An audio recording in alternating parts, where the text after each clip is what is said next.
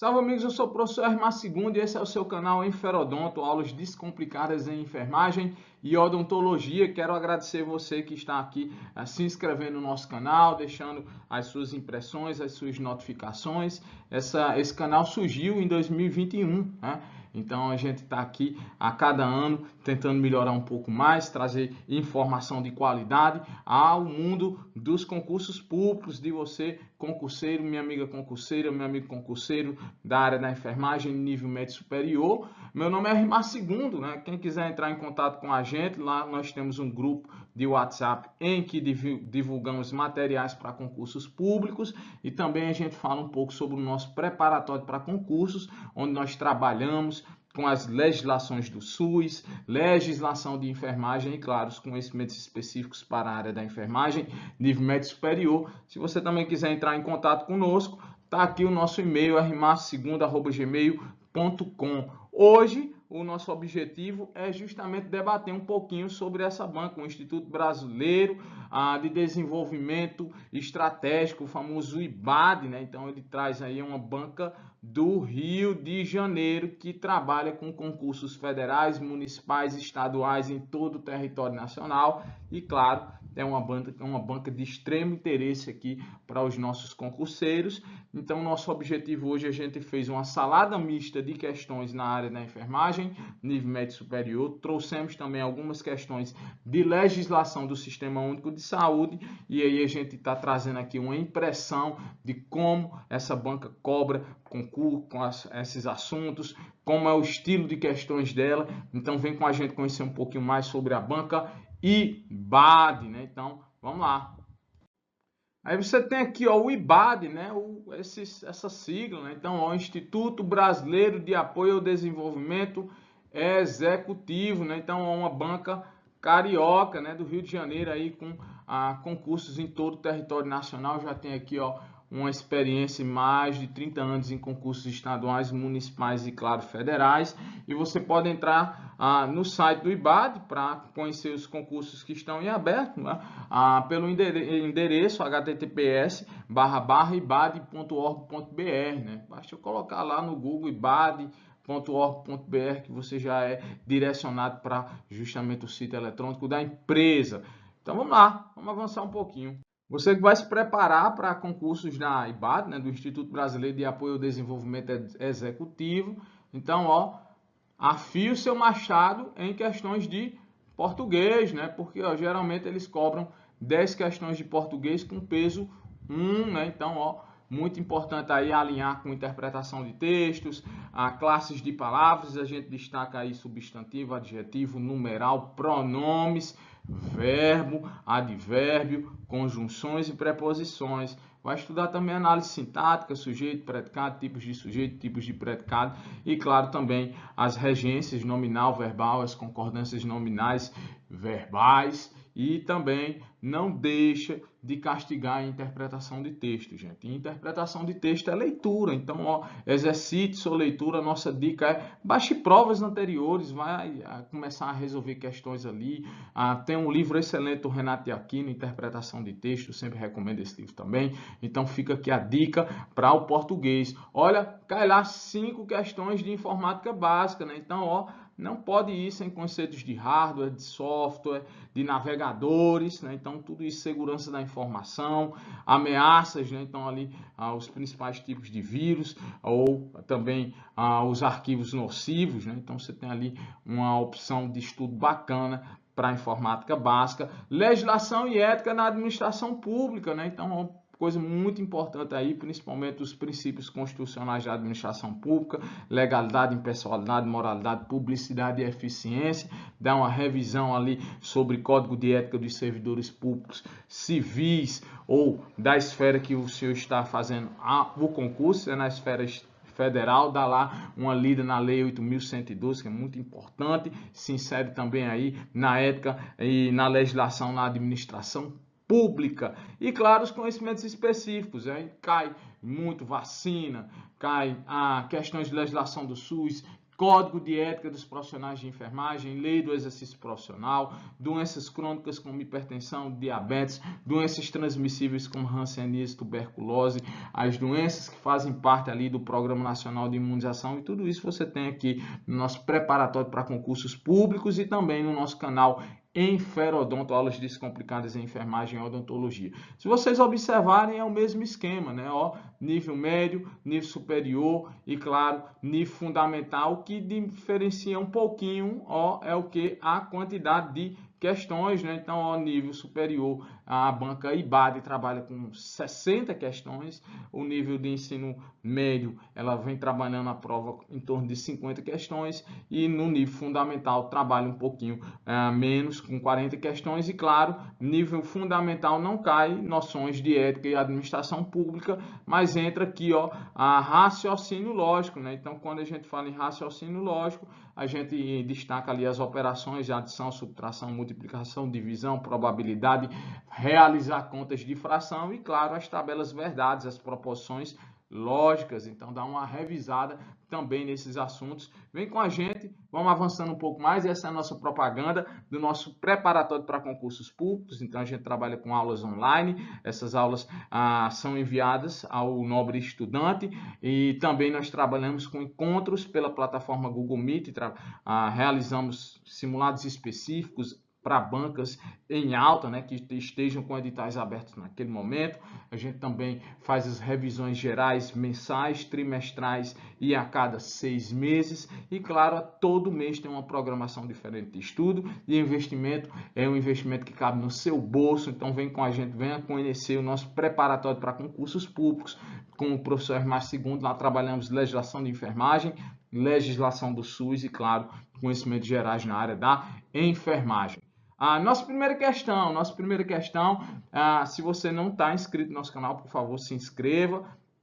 Deixa para se inscrever agora. Se você chegar no final desse vídeo e não gostar, aí você tira a sua inscrição. Mas também, se você gostar, deixa ali as suas impressões ou compartilhe esse vídeo para uma pessoa que também esteja se preparando aí para concursos públicos e que vai fazer provas da IBAD, né? Então, você já tem um excelente simulado aí para testar os seus conhecimentos. E aí, a nossa primeira questão diz assim, ó: no contexto da assistência na emergência e urgência e no trauma, julgue as frases abaixo, né? Então, é uma questão que trata aqui no rol da urgência e emergência. O cargo é técnico de enfermagem, o ano é de 2024. Diz assim, ó, o item 1. A estabilização da coluna vertebral é desnecessária em pacientes que sofreram trauma de alta energia, como quedas de altura. Gente, uma pessoa que sofreu uma queda de altura, né? O que é uma queda da própria altura?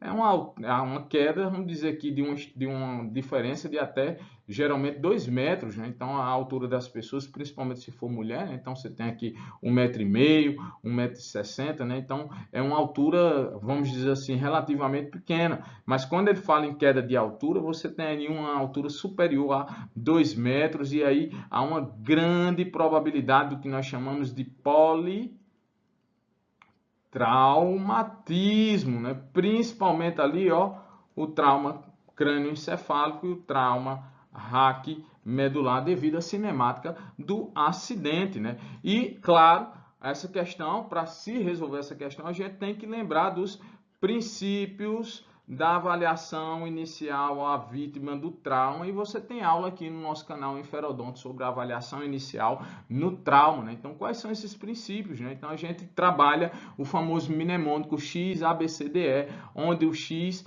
compreende o que? O controle das hemorragias o que?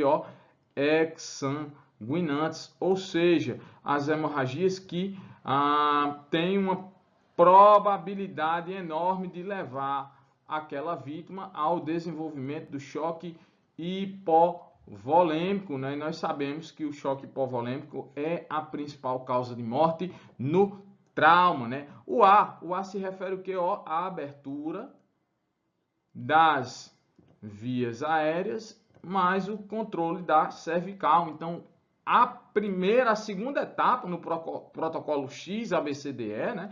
Você estiver utilizando ali a sequência de hemorragia exsanguinante, né? Então, é justamente a estabilização da coluna cervical com a abertura das vias aéreas. Por quê?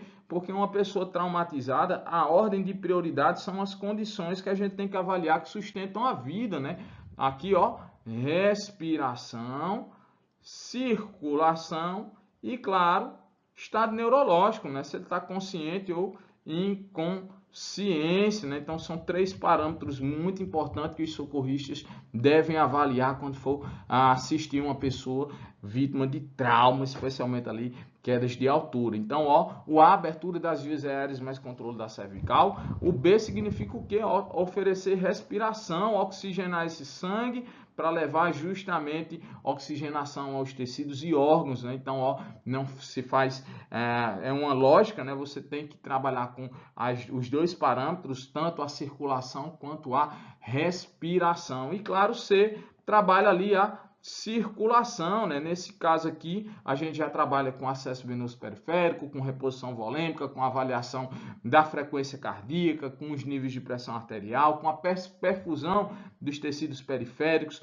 com a saturação de oxigênio. Então, é um contínuo muito mais específico do que o controle das hemorragias internas, aliás, externas, que estão direcionadas justamente ali às medidas para causar hemostasia, estancar no sangramento, como a compressão direta do ferimento ou até mesmo a utilização de torniquetes. Na letra D, a gente avalia o que? O estado neurológico, né? Claro que de cara você já vai ter uma impressão do estado neurológico da vítima, se ela está consciente ou inconsciente, mas aqui você avalia de forma muito mais objetiva. Você pode utilizar a escala de coma de Glasgow ou o famoso mnemônico AVDI, né? Então, alerta, responde aos estímulos verbais, responde aos estímulos dolorosos ou essa pessoa está irresponsiva.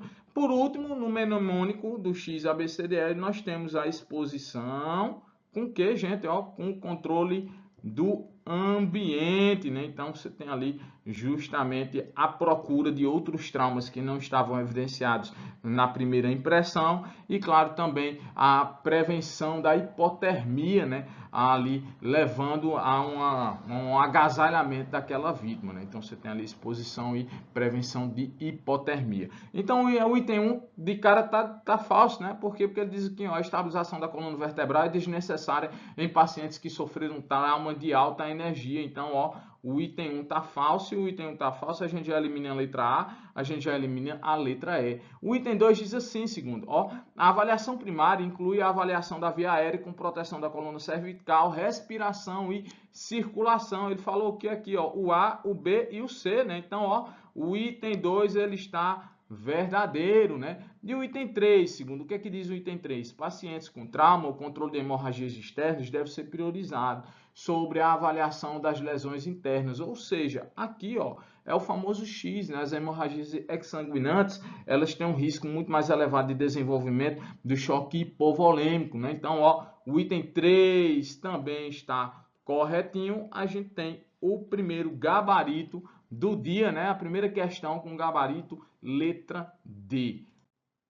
Segunda questão diz assim, ó, acerca do Programa Nacional de Imunização, julgue as frases abaixo. Então, lá no nosso preparatório para concursos públicos, nós trabalhamos cadeia de frios, nós trabalhamos boas práticas na sala de vacinação e também trabalhamos os calendários vacinais. E você tem uma aula aqui no canal Enferodonto sobre revisão de calendário vacinal, certo? Então, a segunda questão trata sobre isso. Acerca do Programa Nacional de Imunização, julgue as frases abaixo. O item 1 diz assim, ó, o calendário nacional de vacinação inclui vacinas contra doenças como sarampo, poliomielite e tuberculose. Claro, né, segundo, no sarampo, né, vacinação aos 12 meses, com quem, ó, sarampo, rubéola e cachumba, né? Isso também faz parte da vacinação do adulto, né, de 20 a 29 anos, com 2 doses, e 30 a 59 anos com dose única. Então, a gente trabalha a vacina poliomielite só no calendário que infantil, né? Então, ó, começa com o quê? Com 2, com 4, com 6 meses, vai tomar a vacina inativada da polio contra os sorotipos do poliovírus 1, 2 e 3, e também toma reforço, né, aos 15 meses, mais os 4 anos, com justamente ali a vacina oral contra a poliomielite, né? A famosa vacina do Zé Gotinha, as 2 gotinhas dessa vacina, né? E tuberculose, segundo trabalho, a tuberculose sim, principal aqui, ó, ao nascer, né, a prevenção justamente das formas graves de tuberculose meníngea, a tuberculose pulmonar, né? Então, ó, você tem aqui o famoso BCG, né? Então, ó, itens verdadeiros. Até agora o item 1 está totalmente correto. O item 2 diz assim, ó: os soros heterólogos são utilizados para tratamento imediato após a exposição a doenças infecciosas, enquanto as vacinas proporcionam imunidade a longo prazo. Vou dar um exemplo prático: a pessoa se acidentou ali com um objeto pontudo com risco potencial de transmissão de tétano, ele vai tomar o soro antitetânico, que tem uma proteção heteróloga, ele traz anticorpos produzidos de outro animal, né, ali contra justamente a toxina do Clostridium tetani, mas isso aí é uma ação transitória, vai ter ação por pouco mais que 30 dias, ao passo que a vacinação ela estimula a produção de anticorpos pelo próprio organismo. Então, nos soros você está levando anticorpos prontos e colocando lá no organismo da pessoa, ao passo que o processo de vacinação ele induz o próprio organismo a produzir os seus próprios anticorpos, e nesse caso aí, claro, evidentemente é uma imunidade mais duradoura, né? Então, o item 2 também está correto. E o item 3, o que é que diz o item 3? A vacina BCG deve ser administrada em adolescentes e adultos com reforço regular. Gente, idade máxima de vacinação do BCG: 4 anos, mais 11 meses, mais 29 dias. Segundo, mas eu conheço uma pessoa adulta ou adolescente, ou até mesmo idosa, que recebeu a vacina BCG. E aí? Em situações de comunicantes, pessoas que convivem, né? Comunicantes de pessoas com hanseníase ativa. É a vacinação seletiva, né? Então, ó, hanseníase ativa, né? Então, nesse caso, é uma estratégia de vacinação seletiva.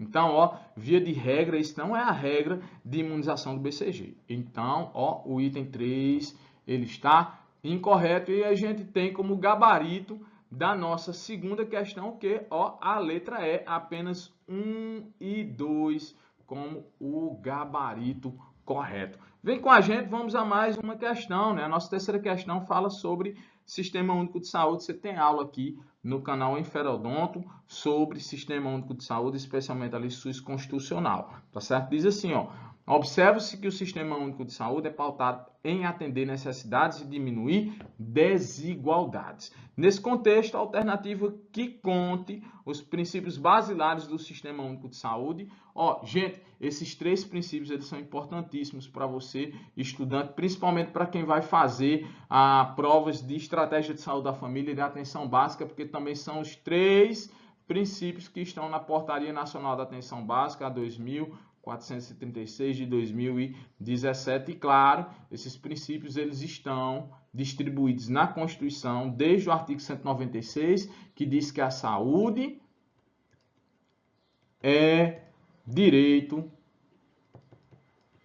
de todos. Então, quando ele diz que a saúde é direito de todos, ele está falando ali, ó, de justamente a universalidade, né? Então, ó, universalidade. Depois nós temos lá no artigo 198 que justamente um dos princípios organizativos é justamente o que, ó, o atendimento integral, né, às necessidades das pessoas em todas as suas necessidades biopsicossociais e em todos os níveis de atenção, né? Então você tem ali o princípio da integralidade, né, segundo. E aí nós temos também o princípio de quem, ó, da equidade, né, da justiça social. As pessoas têm processos de vida diferentes, condições sociais, econômicas, culturais, biológicas diferentes, e o SUS deve visualizar justamente esse equilíbrio, essa balança, e pesar mais a quem precisa mais e menos a quem precisa menos. Então, esse é o princípio da equidade. Então, esses são 3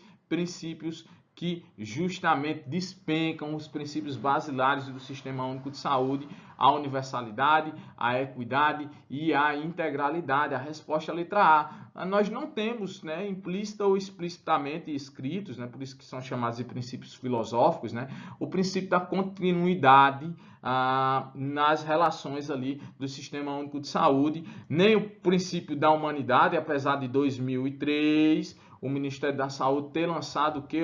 A Política Nacional de Humanização. E a Política Nacional de Humanização é um pouco diferente desse conceito de humanidade. A humanização é trazer o que? Legitimação, a necessidade das pessoas de cuidado, a relação entre gestores, usuários e profissionais de saúde, e mais ainda o acolhimento com classificação de risco, então trazer ali a equidade no atendimento aos serviços de saúde, que não seja pela ordem de chegada das pessoas naquele estabelecimento. Então, você tem aula aqui sobre a Política Nacional de Humanização. Voltou a falar sobre humanidade na letra D, e também voltou a falar sobre humanidade na letra E, então, de fato, o gabarito da nossa terceira questão é a letra A. Vamos a mais uma. Chegamos na oitava questão, que diz assim, quarta questão.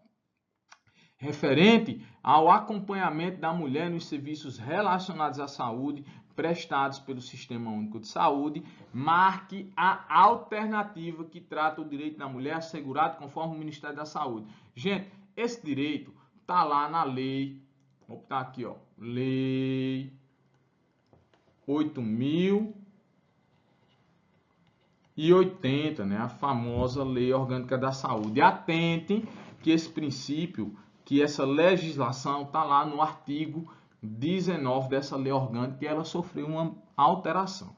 Até 2022 dizia que era o direito da mulher o acompanhamento, ter um acompanhante, né, em qualquer serviço de saúde, principalmente no pré, no intra e no pós-parto, e que o direito de acompanhamento dessa mulher é exclusivo dela, ou seja, ela é quem indica quem será o seu acompanhante, e ele estabelecia um. Esse artigo agora mudou, né? Então por isso que é importante o senhor, minha amiga, estudar pela legislação mais atualizada no que se concentra aí na legislação do SUS e legislação de enfermagem, para não farrapar em algum tipo de questão. E lá no nosso preparatório para concursos públicos, a gente já tratou esse assunto na revisão da Lei Orgânica da Saúde, já com essas atualizações. Então diz assim, que referente ao acompanhamento da mulher, a marca é alternativa que trata o direito da mulher conforme o Ministério da Saúde.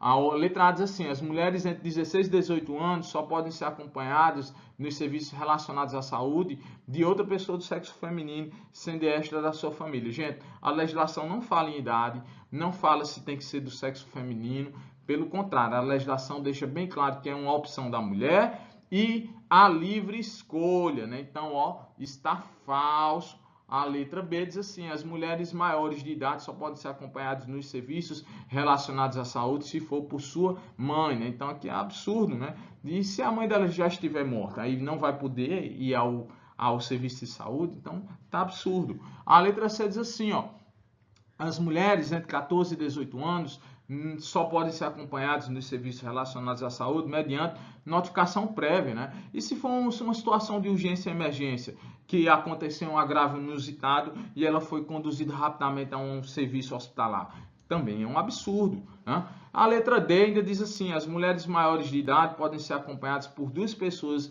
à sua escolha mediante notificação prévia. Voltou essa história de notificação prévia, mas a legislação deixa muito bem claro que é uma pessoa de escolha da mulher. A letra E diz assim, as mulheres, independente da idade, olha lá, em consultas, exames e procedimentos realizados em unidades de saúde, então mudou a legislação, mudou o artigo, por quê? Porque antes dizia que era no ambiente pré, intra e pós-parto, agora ele trouxe uma generalização, consultas, exames e procedimentos, tem o direito de ter como acompanhante pessoa maior de idade durante todo o período de atendimento, independente de notificação prévia, né? Então a resposta de fato é a letra E. E a gente traz aqui o artigo, né? E diz assim, o direito do subsistema de acompanhamento da mulher nos serviços de saúde está lá no artigo, na Lei Orgânica da Saúde, a Lei 8.080. Esse direito foi emendado por essa lei, a Lei 14.737. Olha o ano de 2023, né? Então essa lei, a Lei Orgânica, Lei 8.080, ela é do ano de 90, né? E isso aqui foi um artigo já fruto do avanço jurídico, do avanço social da nossa sociedade, que incorporou essa necessidade das mulheres e tornou um direito garantido pelo Sistema Único de Saúde. Então diz aqui, ó, em consultas, exames e procedimentos realizados em unidades de saúde pública ou privada. Então, ó, já deixa muito bem claro isso aí. Toda mulher tem o direito de fazer-se acompanhar por pessoa maior de idade durante todo o período de atendimento, independente de notificação prévia, né? Então, ó, o acompanhante de que trata o caput, né? Então, aquele artigo ali, o artigo 19, inciso J, né?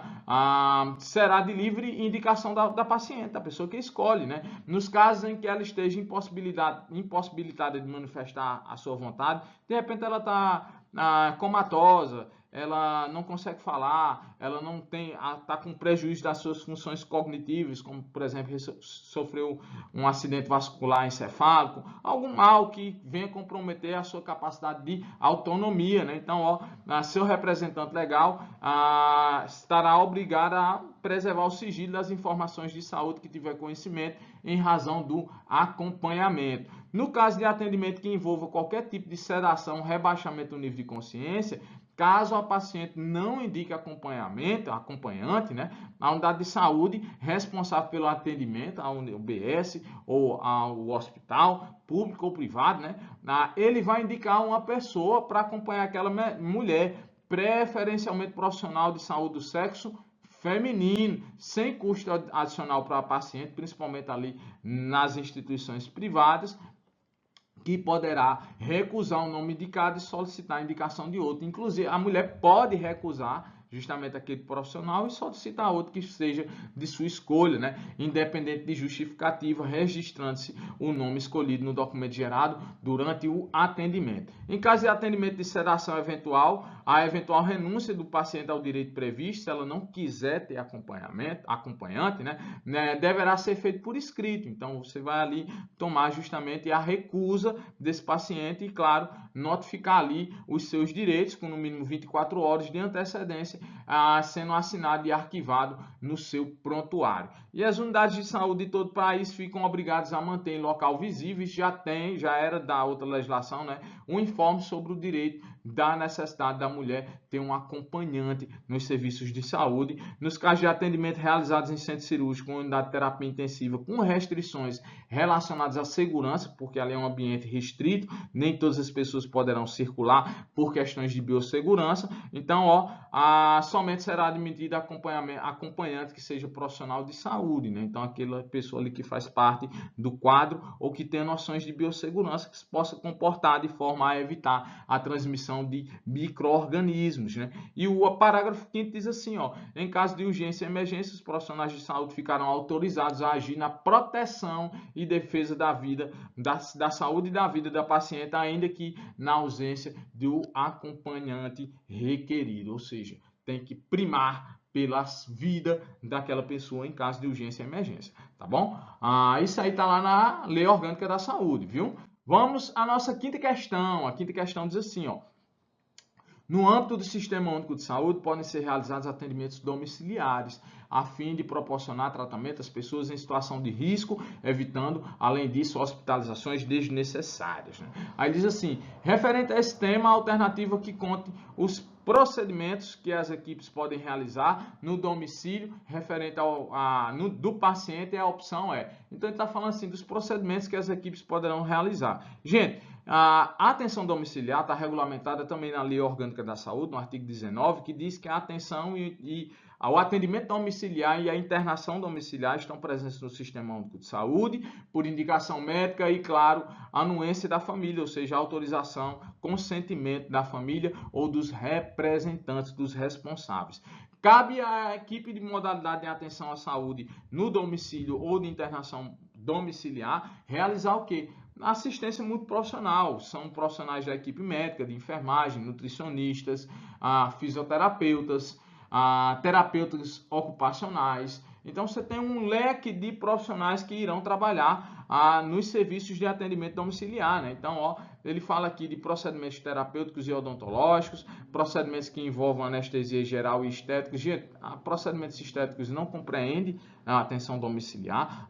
A letra C fala aqui, ó, procedimentos médicos de enfermagem e de assistência social, e inclusive são os profissionais que ele cita na própria legislação, né? Então, ó, verdadeiro a letra C. A letra D voltou a falar sobre procedimentos estéticos, faltou procedimentos médicos, terapêuticos, diagnósticos, reabilitatórios, de promoção e prevenção de doenças, diagnóstico, tudo isso pode ser feito lá no ambiente domiciliar, né? Mas aqui ele volta a falar aqui, ó, de assistência social e cirurgias, né? Então, ó, tá um pouquinho descabido também, principalmente você realizar procedimento cirúrgico em ambiente domiciliar. Isso aí tá proibido, né? Então, ó, a resposta da nossa quinta questão é evidente, a letra C, e a gente diz aqui, ó, tá aqui o sistema de atendimento domiciliar e internação, né, garantido na Lei Orgânica da Saúde, tá no artigo 19I, né, que diz assim, ó, são estabelecidos no Sistema Único de Saúde o atendimento domiciliar e internação domiciliar.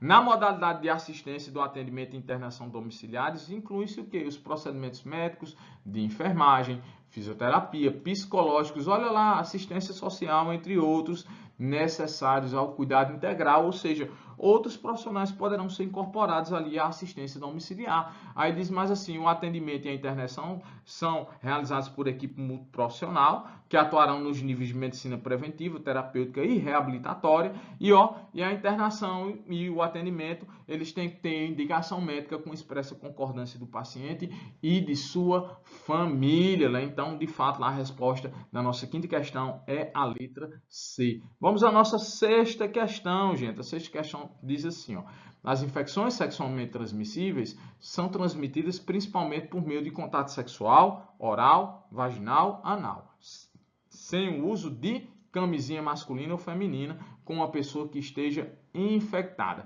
Por isso que as infecções, mudou o termo, né? Antes era DST, doença sexualmente transmissível, que remetia a justamente apresentar sinais e sintomas. Ao passo que agora nós temos o conceito de infecção, né? Então, na infecção, a pessoa pode ou não estar sintomática, né? Aí diz assim, ó, sabe-se também que a transmissão de um IST pode acontecer de mãe para criança durante a gestação, por exemplo, a transmissão da sífilis, né? O parto ou a amamentação, por exemplo, transmissão do HIV. Além disso, de modo menos comum, as infecções sexualmente transmissíveis também podem ser transmitidas por meio não sexual, pelo contato de mucosas ou de pele não íntegra com secreções corporais contaminadas. Você tem ali, por exemplo, a hepatite B, né? Então, que pode ser transmitida ali pelas secreções vaginais durante o ato sexual. Aí diz assim, ó, sobre as ISTs, analise as seguintes informações. O item 1 diz assim, o tratamento das pessoas com IST melhora a qualidade de vida e interrompe a cadeia de transmissão dessas doenças. Inclusive, é o princípio, né, de romper a cadeia de transmissão, é justamente realizar o tratamento, né? Então, ó, o item 1 está correto. O item 2 diz assim, no atendimento, o diagnóstico e o tratamento são gratuitos nos serviços de saúde do SUS, principalmente através de teste rápido, né? Pesquisa ali de sífilis, de hepatite B, de HIV, né? Então, ó, isso também está verdadeiro. O item 3 diz assim, o uso da camisinha, masculina ou feminina, em todas as relações sexuais, orais, anais e vaginais, é o método mais eficaz para evitar a transmissão das infecções, do HIV, das hepatites virais B e C, e também serve para evitar a gravidez. Ou seja, a camisinha é o que? Dupla, né? Ele chama de dupla proteção. Está lá na mandala da proteção combinada para o sexo seguro, né? Porque ele previne o que? A infecção sexualmente transmissível e a gravidez não planejada. Então, ó, o item 3 também está correto. Gabarito da nossa sexta questão é a letra C.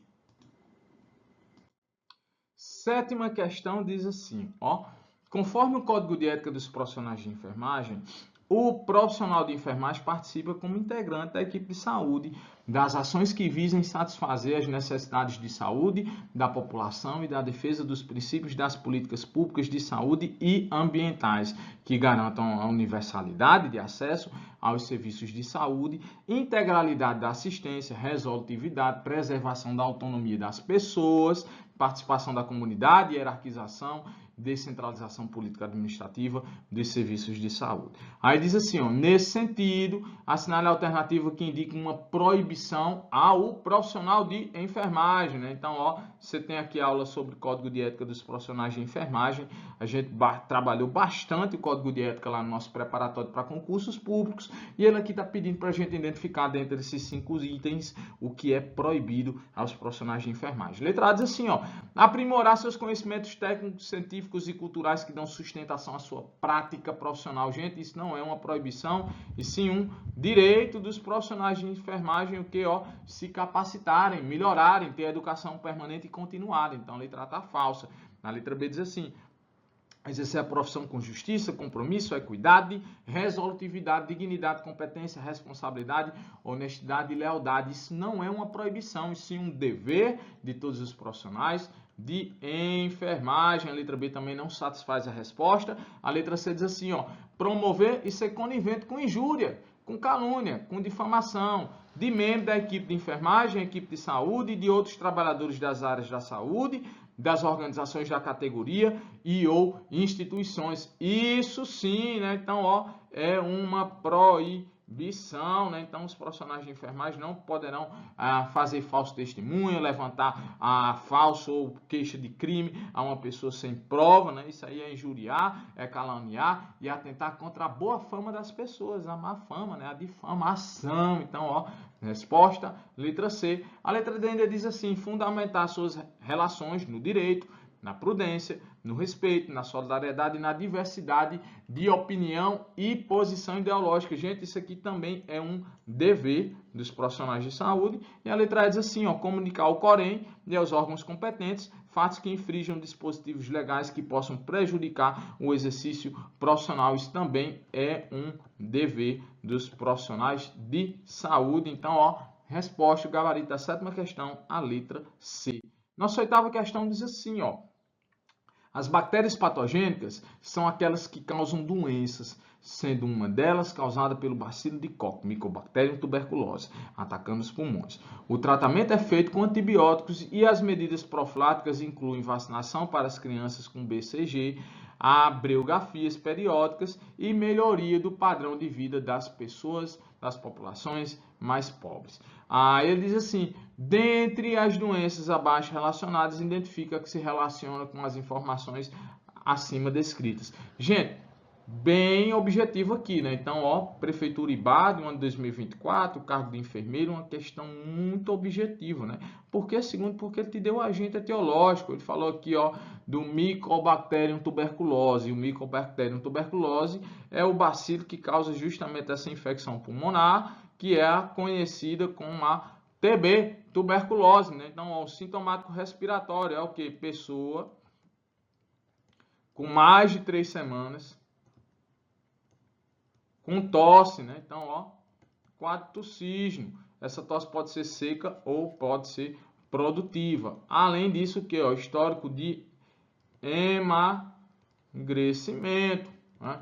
Mais ainda, ó, febre ao final da tarde, ó, vespertina. E também, ó, sudorese noturna. Todas essas pessoas deverão ser investigadas com o teste rápido molecular e a baciloscopia de escarro. Então, ó, lá no nosso preparatório para concursos públicos, a gente trabalha todos os pontos da tuberculose, agente etiológico, transmissão, período de incubação, notificação, sinais e sintomas, tratamento, cuidados gerais, além de, claro, os exercícios que a gente trabalha revisando todo esse conteúdo. Então, ó, resposta. Quando falar em doença transmissível, busquem logo identificar o agente etiológico. Se você identificou, então fica mais fácil de responder. Resposta da nossa 8ª questão é a letra D. Vamos à nona questão. A nona questão diz assim, ó. Qual das seguintes ações é uma prática comum no acolhimento, com avaliação e classificação de risco em situações de urgência e emergência no ambiente de trabalho? Gente, você tem aqui uma aula no nosso canal Inferodonto sobre acolhimento com classificação de risco, inclusive comentando a resolução do Conselho Federal de Enfermagem, que trata da classificação de risco como uma atividade privativa dos profissionais enfermeiros. Então ele fala aqui sobre acolher e a classificação de risco, né? Então a classificação de risco é o que? Triar com uma prioridade, né, as condições que ameacem a vida das pessoas, né? Então não é a lógica da hora de chegada, da fila de espera, e sim do atendimento conforme o grau de sofrimento, de vulnerabilidade ou de risco dessa pessoa, né? Então, ó, ele diz assim, em situações de risco, de urgência e emergência no ambiente de trabalho, é uma prática comum do acolhimento. Priorizar o que? O atendimento com base na classe social do paciente. Gente, não é critério de acolhimento à classe social, e sim a vulnerabilidade ou o sofrimento. Por exemplo, uma pessoa está muito aflita, está agitada emocionalmente, está numa condição, fez uma tentativa de suicídio, ou seja, essa pessoa está mentalmente e emocionalmente o que? Desequilibrada. Isso é critério, não a condição social, segregar as pessoas pela condição econômica. Letra B diz assim, triagem por ordem de chegada. Vai justamente o acolhimento com a classificação de risco é uma ferramenta administrativa para resolver esse problema de atendimento por ordem de chegada. Então a letra B também está incorreta.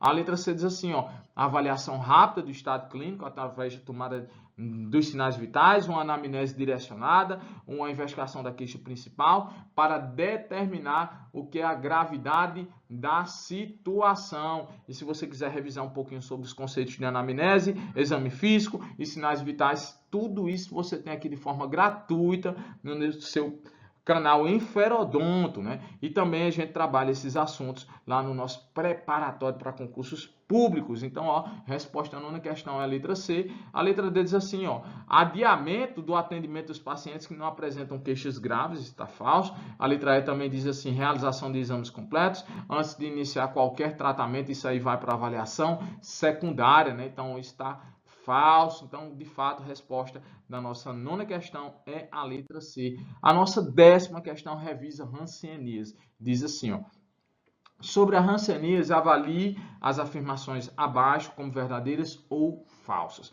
O item diz assim, a hanseníase pode se manifestar de forma branda ou grave, dependendo da resposta imunológica do indivíduo infectado. Isso está verdadeiro, né? Segundo, por quê? Porque conforme a resposta imunológica, a gente vai ter o quê? A hanseníase de alta resistência, como por exemplo a vichoviana, né, que acomete uma grande quantidade do sistema, porque a resistência imunológica é baixíssima. Além disso, nós também temos as reações rancênicas, o nódulo rancênico, a reação reversa, que estão diretamente relacionadas à condição imunológica do infectado, né? Então, isso está verdadeiro. A hanseníase, no item 2, diz assim, a hanseníase é uma doença curável, verdade, com tratamento multidrogoterapia, verdade, uma combinação de antibióticos que inclui o que? A rifampicina, a dapsona e a clofazimina, né, gente? Então, o que vai diferenciar o tempo de tratamento. Os casos de Pauci bacilares, o tratamento é até 9 meses, com as mesmas drogas. E os multibacilares, o tratamento é justamente por 18 meses. E aí, o segundo, o que é pauci bacilar e multibacilar? Gente, é a quantidade de lesões, né? Então, pauci bacilar é menos de 5 lesões, multibacilar são mais de 5 lesões e também, ó, critério de baciloscopia, né? Nos casos pauci bacilar, a baciloscopia é negativa e todos os casos multibacilares, a baciloscopia é positiva. As formas pauci bacilares são chamadas de duas formas, né? A indeterminada, que é aquela clássica, né, de uma manifestação de uma chipocrômica, né, branquinha ou avermelhada, mas pode cair um pelo, mas a alteração de sensibilidade não é tão intensa. Já indeterminada. Já a condição tuberculose, você já tem uma elevação, você pode ter comprometimento de nervos, as funções sensitivas, pressão, temperatura, textura, sensibilidade já estão comprometidas, já. Então, ó, tuberculose. porém, essas têm o que? Baciloscopia negativa. Já as formas multibacilares, elas são de dois tipos, né? A dimorfa, nesse caso, você tem um misto da pior condição, que é justamente a vichoviana, com também características da tuberculose. Mas o que mais define a dimorfa é justamente ali as lesões foveolares, parecendo ilhazinhas, né? Então, foveolares. Depois nós temos a última condição, que é a vichoviana, né? Então, é o pior cenário de hanseníase, né? Então, essa aqui também é conhecida como a forma leprosa, né? Que é aquela forma deformante que altera orelha, queda de cílios, queda de pálpebras, alterações anatômicas, formigamento, deformidades nos nervos, né? Dores, né? Então, tudo isso está na forma vichoviana, né? E ainda a gente tem uma classificação muito específica, que é a hanseníase neural pura. Isso aqui já é de 2022, os protocolos, né? Então, protocolos mais antigos não vão falar, mas é uma manifestação que não tem alterações na pele, mas que acomete exclusivamente os nervos, né? Então, vai ali para as fibras nervosas, os feixes nervosos, né? Então, ali você está nessa condição. Então, nós temos até agora o item 1 e 2 como verdadeiros. O item 3 diz assim, ó: hanseníase paucibacilar é caracterizado pela presença de um grande número de bacilos de Mycobacterium leprae no organismo. Gente, ler até aqui a gente já sabia que está errado, né? Por quê? Porque os casos paucibacilares são até o que? 5 lesões, né? Então, não vou nem terminar de ler o resto da alternativa, porque eu já sei que ela está incorreta, né? Então, nós temos aqui, verdade, verdade e falso. Gabarito da nossa 10ª questão é a letra C. E hanseníase a gente trabalha lá no nosso preparatório para concursos públicos, tá bom? Então, nós trabalhamos os conceitos de hanseníase, tuberculose, entre outras doenças transmissíveis lá no nosso preparatório para concursos públicos. E se você quiser conhecer, você pode acessar aqui, né, pelo 9927-3210, falar diretamente com o RMA II, ou pelo e-mail, ou também pelo canal Enferodonto, né? Então, você pode deixar também uma mensagem lá que a gente vai conversar com você. E lá nós trabalhamos disciplinas de enfermagem, legislação do SUS e também a legislação da enfermagem, né? Inclusive com simulados específicos e encontros online. Então, venha conhecer o nosso preparatório para concursos públicos. E se você estiver gostando de nossa aula, não deixe de se inscrever também no nosso canal Enferodonto, aulas descomplicadas em enfermagem e odontologia. Nossa 11ª questão diz assim, considerando a Lei 8.080 de 1990, a Lei Orgânica da Saúde, assinale a alternativa correta, né? Vamos ver se a gente acha aqui. A letra A diz assim: as ações e os serviços de saúde executados pelo Sistema Único de Saúde serão organizados de forma centralizada e hierarquizada. Tá falso, né, gente? Se você quer a alternativa correta, a gente já sabe que um princípio organizativo do Sistema Único de Saúde é o que? A descentralização político-administrativa, né? Então, começou lá com a lei, o SUS constitucional, no artigo 198, depois veio as normas operacionais básicas 93, 96, né, que tratavam da municipalização. Então, não tem essa história de centralização.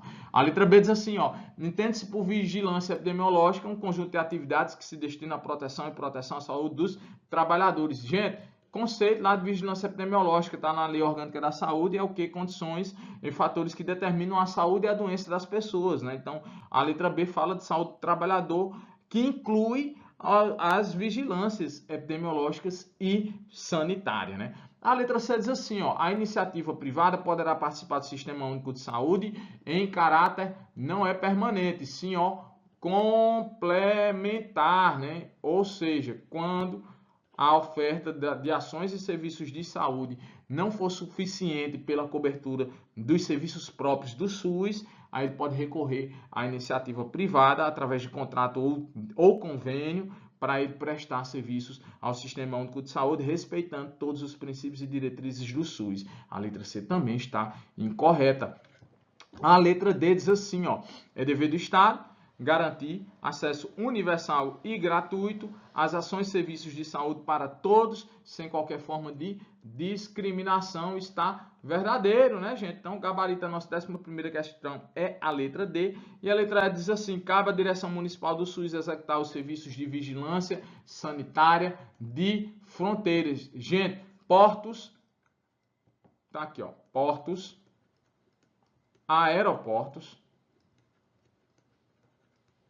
fronteiras, caberão a quem, ó, a atribuição exclusiva de quem, ó, do Ministério da Saúde, da União. Muito cuidado com essas pegadinhas, tá certo? Ó, então, ó, apesar das ações de vigilância sanitária, epidemiológica serem executadas pelos municípios, mas fronteiras, portos e aeroportos é competência privativa da União, apesar de que também poderá receber de forma complementar a ajuda dos estados e dos municípios. Mas a resposta da nossa 11ª questão, de fato, é a letra D. Vamos à nossa 12ª, né? Fala sobre Código de Ética dos Profissionais de Enfermagem. Diz assim, ó: com base no Código de Ética do Profissional de Enfermagem, assinale a alternativa que representa um dever da profissão. Um dever, né? Vamos lá. Letra A diz assim: participar da prática multiprofissional, interdisciplinar, transdisciplinar, com responsabilidade, autonomia, liberdade, observando os preceitos éticos e legais da profissão. Gente, esse conteúdo aqui, ó, participar da prática multiprofissional, interdisciplinar, transdisciplinar, com responsabilidade, autonomia e liberdade, isso é um direito, né, dos profissionais de enfermagem, né? A letra B diz assim, ó: executar prescrição de enfermagem e médica na qual não conste a assinatura ou número do registro do profissional prescritor, exceto em situação de urgência e emergência. Gente, isso aqui é um dever, ó, dever de não cumprir, né? Ele não vai cumprir justamente a prescrição em que não conste a assinatura ou que se identifique erro. Então, o dever recusar-se a cumprir e não executar, né? Então, quando tem erro de ilegibilidade, erro na prescrição, ausência de assinatura do profissional, é dever do profissional de enfermagem se recusar e não executar a prescrição. Então, isso está falso também. A letra C diz assim, ó: exercer a profissão com justiça, compromisso, equidade, resolutividade, dignidade, competência, responsabilidade, honestidade e lealdade. Isso sim é um dever dos profissionais de enfermagem. Então, resposta da 12ª é a letra C. A letra D ainda diz assim, ó: utilizar o poder que lhe confere a posição do cargo para impor ou induzir ordens, opiniões, ideologias políticas ou qualquer tipo de conceito ou preconceito que atenda contra a dignidade da pessoa humana, bem como dificultar o exercício profissional. Gente, isso é o que? Uma proibição, né? Está proibido. E a letra A diz assim: recorrer ao Conselho Regional de forma fundamentada quando impedido de cumprir o presente Código, legislação do exercício profissional, resoluções, decisões, pareceres normativos emanados pelo sistema Conselho, do sistema COFEN-COREN, né? Gente, isso aqui é um direito, né? O senhor, a senhora profissional de enfermagem recorrer ao seu conselho quando estiver impedido de cumprir a legislação e o código de enfermagem, porque se o senhor não cumprir, o senhor está incorrendo em uma falta ética ou em uma inobservância técnica às disposições. Então, ó, resposta da nossa 12ª questão é a letra C. Vamos à nossa 13ª, diz assim, ó: de acordo com o Código de Ética de Enfermagem, são consideradas circunstâncias agravantes relacionadas às infrações e penalidades, etc. Gente, o nosso Código de Ética diz assim, que existem, primeiro, vai se analisar o quê? O que você fez, o ato, ou o que você deixou de fazer, a omissão, e também o que? As consequências, os resultados, né? Então, ó, consequências, resultados. E aí tem que se avaliar, vendo que circunstâncias que irão agravar a sua conduta ou circunstâncias que irão atenuar a conduta, a penalização do profissional de enfermagem, né? Então, ó, isso deixa lá muito bem claro o Código de Ética e é esse o tema que está versando sobre a nossa 13ª questão. A gente quer aqui circunstâncias que não agravem a condição da falha ética do profissional. Ser reincidente, você praticar novamente um erro ético, isso é uma situação agravante, né, gente? Causar danos irreparáveis, como, por exemplo, uma amputação de membro, uma perda de sentido, como a visão, a audição, ou até mesmo a morte, né? Então, isso é uma situação que agrava, né? Cometer a infração dolosamente, porque quis, com a intenção. Claro que isso também é uma condição que agrava.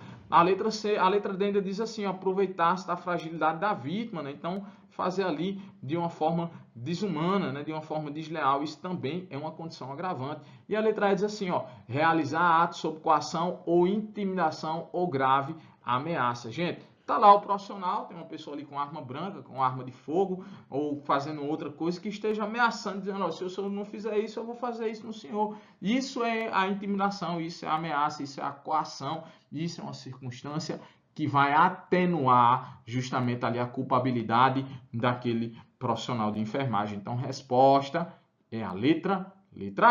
Vamos a mais uma questão, a 14ª questão diz assim, com base nos artigos 196 a 200 da Constituição de 1988, acerca da saúde, assinale a alternativa correta. O item 1 diz assim, a saúde é direito de todos, dever do Estado, garantido mediante políticas sociais e econômicas, que visem a diminuição do risco de doença e não o aumento do risco de doença. Então, isso aqui tá falso.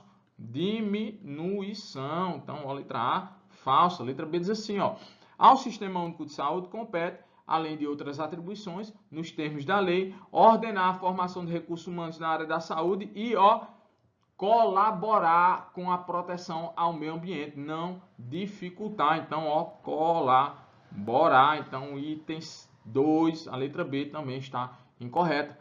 A letra C ainda diz assim, as ações e serviços públicos de saúde integram uma rede regionalizada e hierarquizada e constituem um sistema único organizado de acordo com as seguintes diretrizes.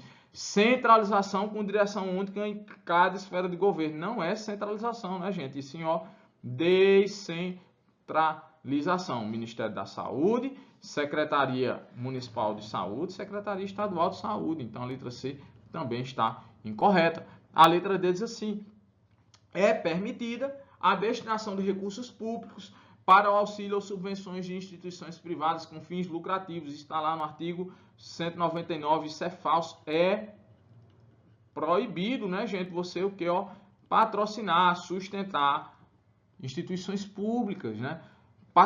Subverter as instituições, destinar recursos para a sustentabilidade dessas instituições privadas. Elas poderão contratar ou conveniar com o Sistema Único de Saúde, mas não poderão ser patrocinadas, sustentadas pelo Sistema Único de Saúde. A letra A diz assim, a assistência à saúde é livre à iniciativa privada. Então, isso sim é verdadeiro. Então, a gente tem como preferência as instituições filantrópicas e as sem fins lucrativos, respeite seus princípios e diretrizes do SUS, e as duas modalidades é o contrato de direito público ou convênio. Essa é a nossa 14ª questão.